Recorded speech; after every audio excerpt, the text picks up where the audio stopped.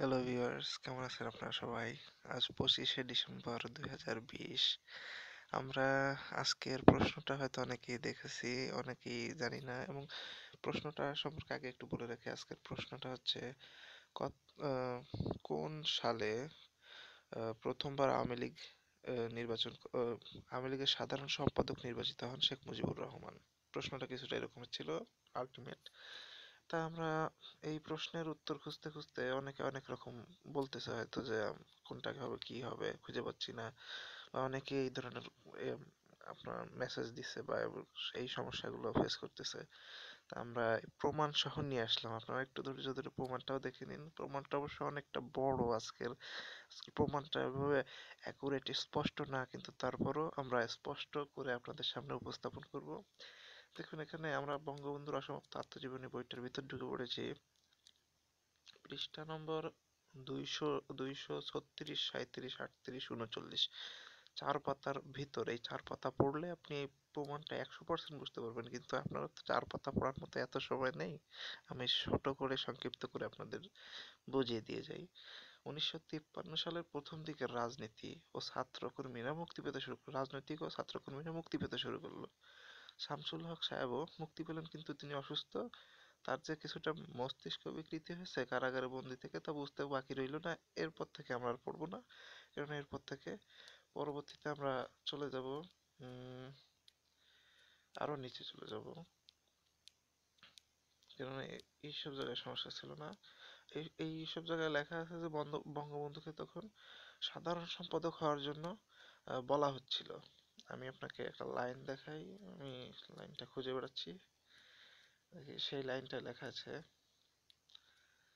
এই যে, মাওলানা সাহেব আমাকে জেনারেল সেক্রেটারি করার পক্ষপাতী, কিন্তু আহ, কিন্তু তিনি হয়ে গেলেন সাধারণ সম্পাদক।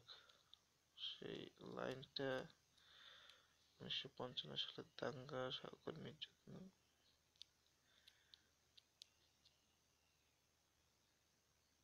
হ্যাঁ, এই জায়গাতে দেখেন, তারা আবুল হাশিম সাহেবের কাছে ধর্ণা দিলেন এবং তাকে আওয়ামী লীগে যোগদান করতে ও সাধারণ সম্পাদক হতে অনুরোধ করলেন।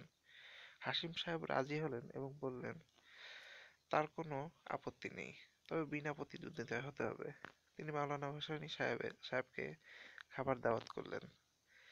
তারপর থেকে আমরা দেখে যাই, এটা হলো আম, হাশিম সাহেব রাজি হয়ে গেলেন, কিন্তু পরবর্তীতে দেখা যাচ্ছে এই যে সাধারণ সম্পাদক বিনা প্রতিদ্বন্দ্বিতায় করা যাবে কিনা সন্দেহ, কারণ মুজিবের আপনার সম্বন্ধে খুব খারাপ ধারণা। এখান থেকে বোঝা যাচ্ছে মুজিব তার প্রতিদ্বন্দ্বী।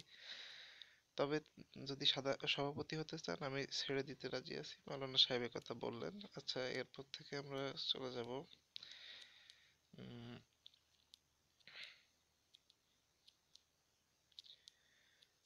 উম, লাহোর প্রস্তাব, এখান থেকেও না।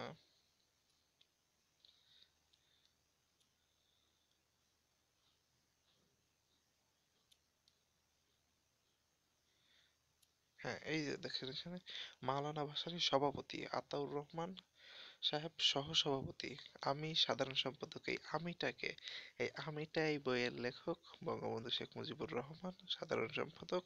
কত সালে হলো? 1993 সালে। এবং আপনি 1953 সালে, সরি কি বলি, 1953 সালে। এবং আপনি এই বিষয়টা গুগলে সার্চ দিয়েও দেখতে পারেন, একই উত্তর পাবেন। 1953 সালে প্রথমবার তিনি সাধারণ সম্পাদক নির্বাচিত হন। যদি এ সম্পর্কে আরো কোনো ডাউট থেকে যায়, তাহলে আমাকে একটু কমেন্ট বক্সে দয়া করে জানাবেন। আমি আরো ভালো ভালো স্পষ্ট যুক্তি আপনাদের সামনে তুলে ধরবো এবং আরো ভালো ভালো প্রমাণ নিয়ে আসবো, যদি আপনাদের এতেও আহ, মন না ভরে। যাই হোক, আমার এই চ্যানেলটা যারা এখনো সাবস্ক্রাইব করেননি, সাবস্ক্রাইব করে নিন। ভালো থাকবেন, সুস্থ থাকবেন।